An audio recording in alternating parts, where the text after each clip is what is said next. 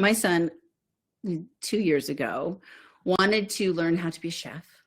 So we paid a tech school for him to enter at 16 to become a chef. In order for him to go to be a chef, he drove an hour to this class. I think we paid $2,000. He drove to the class. They showed him a YouTube video on cooking. He came home and practiced. They did this for his entire curriculum.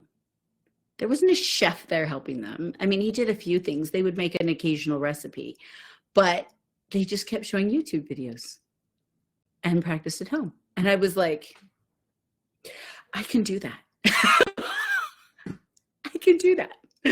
So I'm not paying another tech school. We had to pay for a chef apron. We had to pay for a chef hat. We had to pay for a chef's book. We had to pay for, I ended up spending like $400 just on stuff to get him to be able to take the class, then pay for the class. And then they used free YouTube videos. And the teacher wasn't even a chef. And I was like, oh my gosh, the systems, the school systems. So I just am sharing that with you to remind you that all the education you need is at your fingertips, guys, all of it.